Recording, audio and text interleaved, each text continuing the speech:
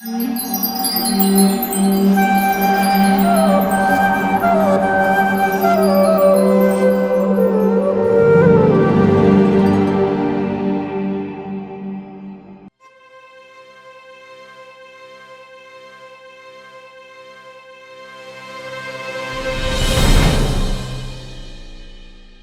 Krishna, welcome to our show Ask Hare Krishna. Thomas Kaga says the art and science of asking questions is the source of all knowledge. And today we have in wonderful devotee to answer our viewers' questions. Please welcome His Grace Pancharatna Prabhu. Pancharatna Prabhu joined the International Society for Krishna Consciousness in Toronto, Canada as a Brahmacari in 1970. He was initiated by His Divine Grace A.C. Bhaktivedanta Swami Prabhupada, the founder of ISKCON at New York in 1971. He served ISKCON New York in various capacities until 76, after which he moved to Sri Mayapur, which is located in West Bengal, India. In Mayapur, he accepted many responsibilities including building construction and establishing the Bhaktivedanta Book Trust in Bengali language, the world's largest publisher of Vaishnava scripture. Pancharatna Prabhu currently serves ISKCON Governing Body Commission in various capacities including Director of ISKCON Online, Chairman of the Outreach Strategic Planning Committee, member of ISKCON's 50th anniversary and facilitator of ISKCON's Constitution Committee. We are really blessed to have him here. Let us start the show with our first question. Hello, this is Rakesh from Delhi. Today, the biggest situation in the society is unemployment. There are so many issues pertaining to jobs, getting employed. After education, we come into the employment stage, and then that is the point where we are struggling to get a proper employment. We also see people who are stressed out in their own existing job, and they don't want to leave the job because they feel that getting a new job will be difficult. And because getting a new job will be difficult, they stress themselves, they trouble themselves, and continue working at the same place. So with so much of anxiety in finding a new job, surviving in the existing job, how can we maintain our spiritual practices? So your question about spiritual practices while you're looking for a job, or any kind of anxiety, I mean, you're talking about job anxiety. Everyone has some sort of anxiety in their lives at any time. If you're alive, you're anxious. That's the way of life. But actually, this is the best time. This is the main time that you should be concentrating on your spiritual practices. In fact, by focusing on your spirituality, you will actually find that your potential, your ability to succeed in the world is enhanced. Imagine entering your job interview with all of your resources at your command, feeling relaxed, feeling at peace inside, feeling that you are capable and you have the power to do whatever it is that you are being invited to do in this job. By understanding who you are as a spiritual being, understanding that the abilities that you have, the talents that you have, are God's gifts to you. Understanding that if you do your job, you take your job in a way that it is a service to God, to Krishna, then Krishna's power will be there with you. So when you are feeling anxiety about a career or a job or anything in your life, remember your role in this world. You're a servant of God. And whatever talents you have, whatever abilities you have, they're given to you by God, by Krishna. And if you remember this is for His service, He will help you. So your spiritual practices are there in order to revive and to develop that awareness, that consciousness at every moment that I am a spiritual being, a child of Krishna. I am His servant. I am his instrument. And you'll find that in every situation, you may become anxious, but it will be a spiritual anxiety, an anxiety for the pleasure of Krishna, not for your personal pleasure. If you're anxious for yourself, then that's a distraction from your inner happiness. So concentrate on your inner spiritual being and become anxious not to satisfy your senses, but to please the Lord. And you'll find that He will be with you at every step. Hi, my name is Archana. I am from Mumbai. I am coming from a traditional Gujarati family, and I have seen since my childhood my mother and other ladies of the house performing various rituals like 16 Monday fasting for Lord Shiva, circumambulating peepal tree and tying threads, etc. etc. And various other rituals can be seen throughout different parts of India. So it was my question since childhood, what can be it justified? As should it be categorized in faith or it should be seen as blind faith? It is very confusing. Please help me with this doubt. What is the difference between faith and blind faith? This is also a very good question. Faith is the foundation of our spiritual life. It's actually the foundation of everything we do. We can't really do anything without some sort of faith. Faith which is based on our experiences. For an example, we come to an intersection at the road. There's a stoplight. We have some faith that stoplight means people will stop and we can cross the road. We enter this world at every step with some kind of faith.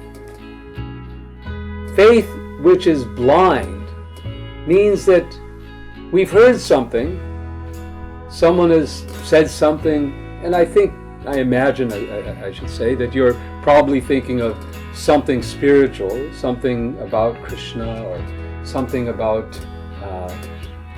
the Vedas or something spiritual. And you may be thinking, well, if I believe that, it's something that I haven't seen, I don't have any direct experience of it. Am I just believing it blindly? And yes, there are a lot of stories, a lot of people saying a lot of things in this world that we're asked to believe without real evidence. And we sometimes will believe. We'll believe it blindly because we want to believe it. That kind of belief, that kind of faith that is blind without any reference to something solid is not actually good for us spiritually. Rather, our faith should be founded, first of all, on some of our own experiences. Secondly, on some reason, some logic. Thirdly, on some authority, some system of authority. In the Vedic system, there is recommended a science of evidence, of how to believe something, how to understand something, how to prove something. They're called pramanas. And you can study this and understand the system of developing faith based on evidence, not blind. And as I said, the evidence is there, first of all, from our experience. We experience, for example, we have faith in the Krishna Consciousness movement that by chanting the holy names of God, Hare Krsna, Krishna Krishna, Hare Hare, Hare Rama, Rama Rama, Hare Hare, we will make a connection, a direct connection with Krishna. That Krishna is present in his name. Now, this faith that Krishna is present in his name is based, first of all, on our experience.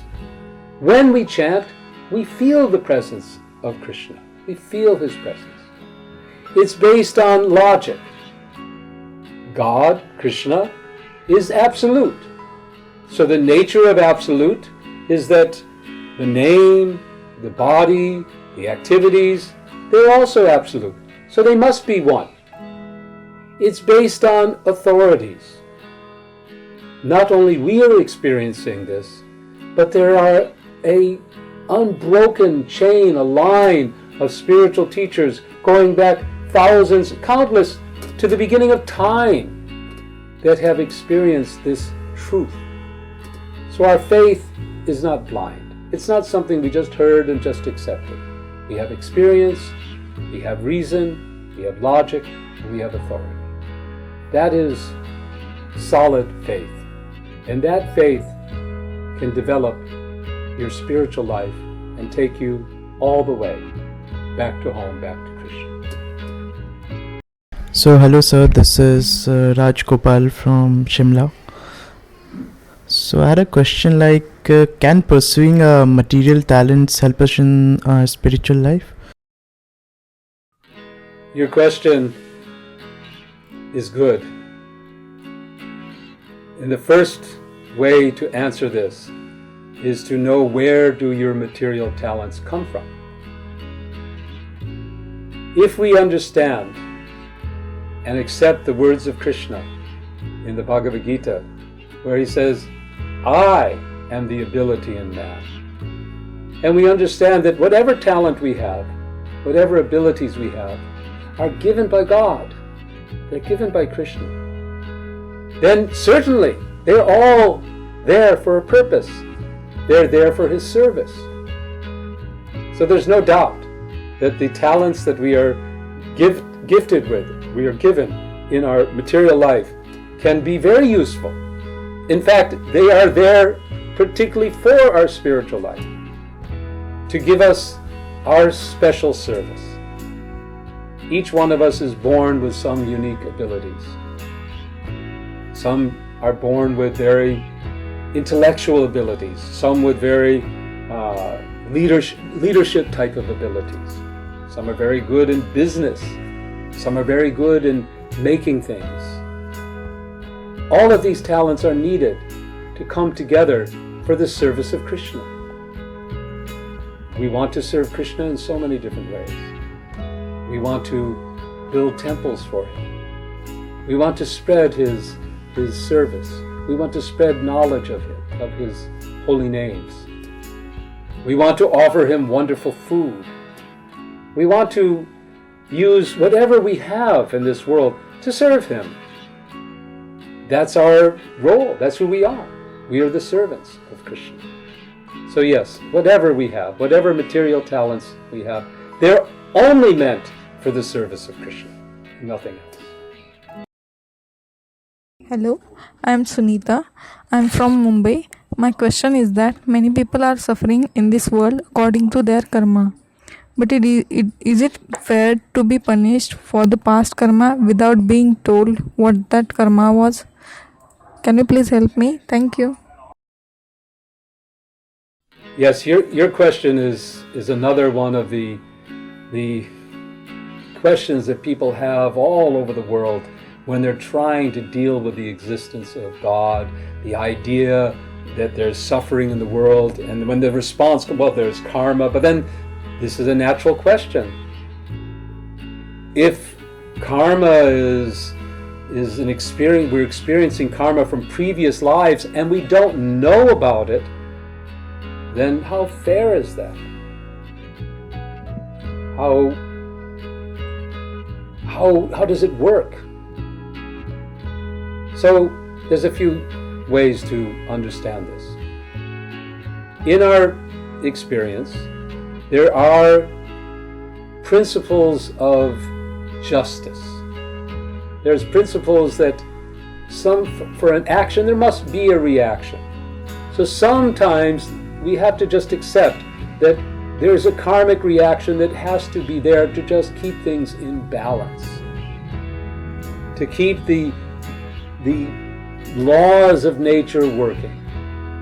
But to say that it's not fair because we just don't remember is to deny the responsibility that we have for our actions.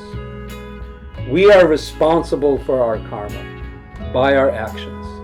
And to simply say that because I forgot what I did, I don't remember what I did, that I don't deserve to suffer for it, is to be shirking your responsibility. On the other hand, if we accept that we are responsible, that whatever karmic reactions we receive today is on account of something we have done, and we accept it as such, then it helps us to appreciate the need to become free of this chain, this entanglement.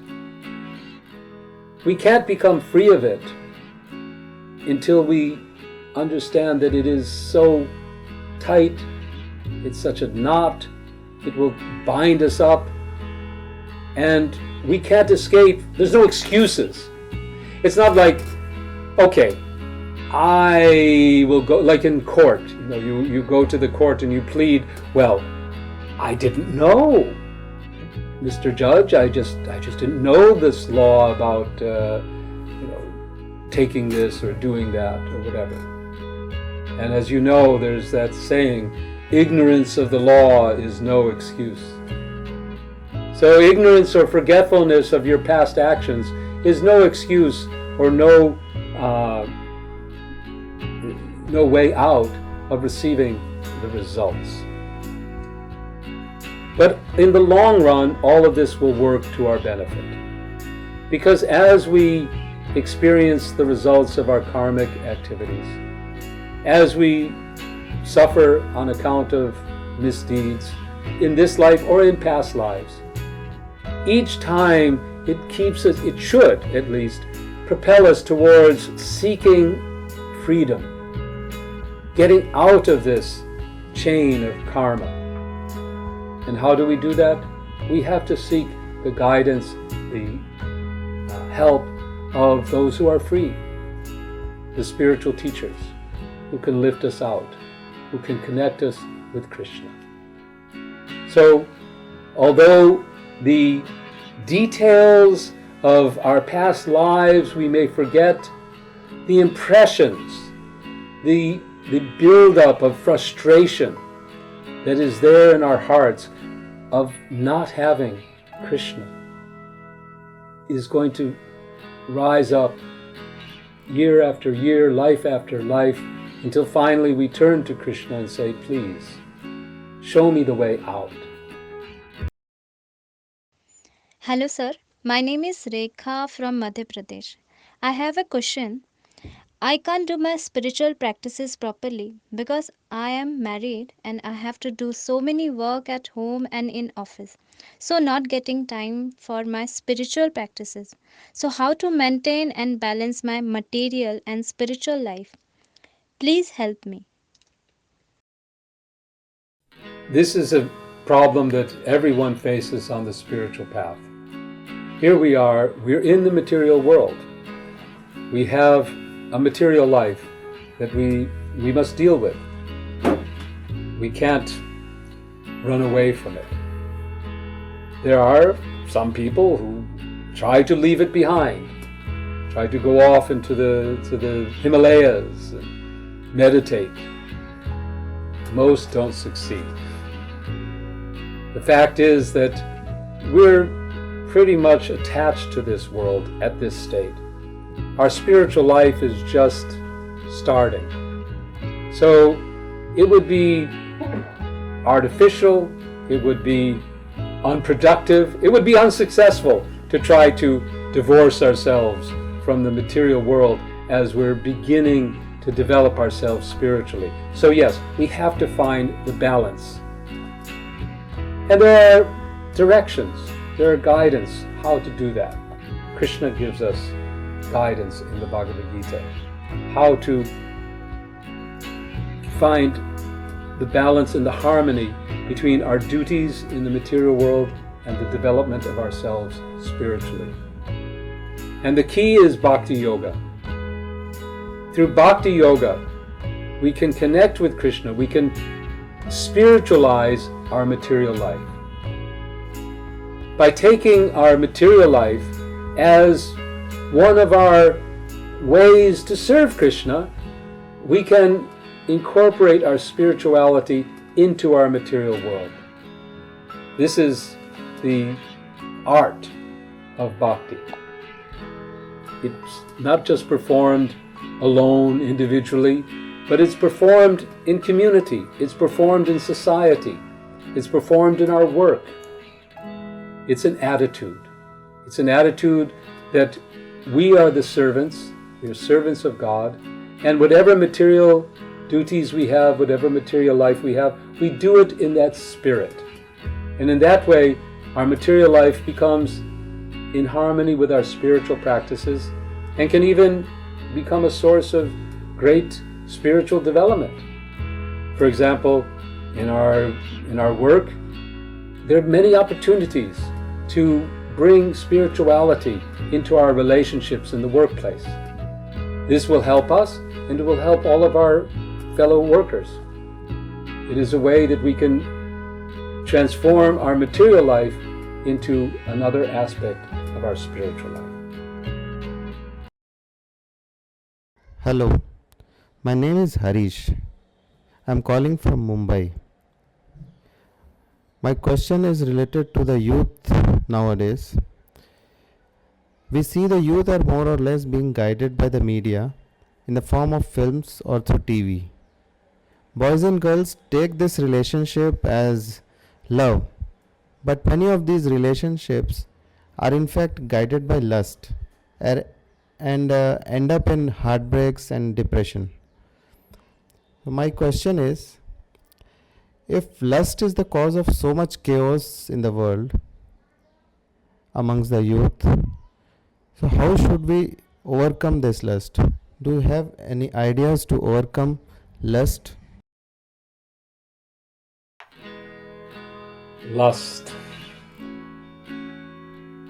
Lust is described by Krishna in the Gita when Arjuna asks, what is it that impels a man or a woman to do things that they know are not right? And Krishna says it's lust. Lust in our psyche, in our being. It drives us to do things that we even intellectually know are wrong. And it can be the chain, it is the binding force. Krishna says that from this lust, from this desire, which is born out of attachment, that we become bewildered, we become confused, we begin to lose our intelligence, we become angry when we don't satisfy that lust, and we fall down into misery. So yes, it's very important to learn how to deal with lust. And Krishna gives us the solution. He says that desire is natural. Desire is a natural state for all living beings. The solution to lust is to transform lust, to change lust into love. We lust for this material world. We lust for the satisfaction of our senses. So the solution is to change that desire to enjoy the world, to enjoy the objects of our senses, to change that into a desire to serve the Supreme Lord, who is the source of the world, for whom the world is meant to be offered to Him as the Supreme Enjoyer. So this transformation, this work of transforming our desire to enjoy the world into our desire to serve the Lord of the world, that is the process of Bhakti Yoga. Bhakti Yoga offers us a process, a step-by-step method by which we can convert, we can transform lust into love of Krishna. It begins with the chanting of the holy names of Krishna. By chanting the holy names of Krishna, we experience our connection with Krishna. Krishna awakens within our hearts a new world, a world which attracts us and displaces the attraction of this material world. And as we continue experiencing that world, then the taste for enjoying the material world and lusting for that becomes diminished more and more until it's gone. And all we have in its place is a burning desire, not desirelessness, but real desire to serve Krishna. And that desire is the real love. Lust is its poor reflection. So by practicing Bhakti Yoga, chanting the holy names of Krishna, we can overcome the lust in our hearts for enjoying this world by becoming focused on the service of Krishna. Hello, I'm Dipali from Satara. I'm a housewife. I'm staying in a joint family and a mother of 2 years old. My full time goes in serving the family day and night. I have interest in practical spirituality, but the time limit doesn't permit me. So it's very difficult for me to practice spirituality. Can you please help me? This is a question that everyone asks pretty much in modern society. I have so much to do. I am so busy. Where's the time? And they say, well, when I get older, when I'm retired, then I'll look to my spiritual life. So I'll ask you another question. Do you have time to be miserable? Do you have time to be unhappy? Do you have time to just feel like crap? If you think that you don't have time for your spiritual life, what you're saying is that it's okay to be unhappy in life. To just go ahead to do all the things that you're busy with and never satisfy your inner needs. There's a great story about a lady who had a bird in a cage.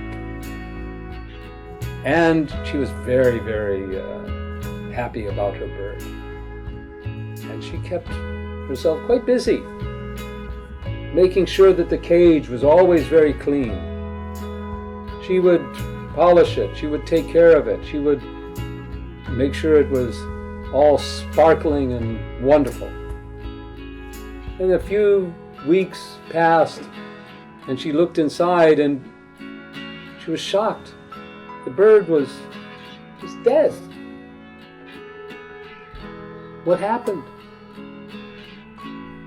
She was polishing the cage, but she forgot to feed the bird. Polishing the cage, taking care of our material life. Yes, it keeps us busy. But what happens to us? If we don't take time to nurture our spiritual lives, we may end up being busy with the world, but not enjoying a minute of it. And practically speaking also, when you do take some time for your spiritual life, your spirituality is not just dealing with your inner life. It will come out in your material life as well. You'll find yourself to be more productive. Just watch and see.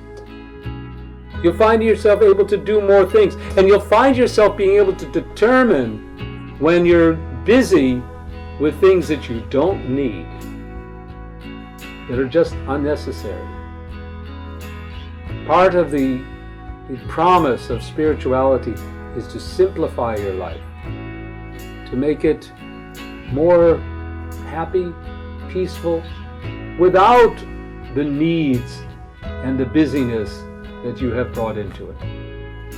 So take the time, chant the holy names of Krishna the perfect way, because chanting doesn't require much. You can do it here, there, everywhere. But especially if you were to take the time, before you start jumping into your busy life, take some unbusy time. Take 15 minutes, 20 minutes in the beginning of your day. Give it to yourself. Give it to your spiritual soul, to your spiritual being. And you'll find the rest of your day becomes transformed.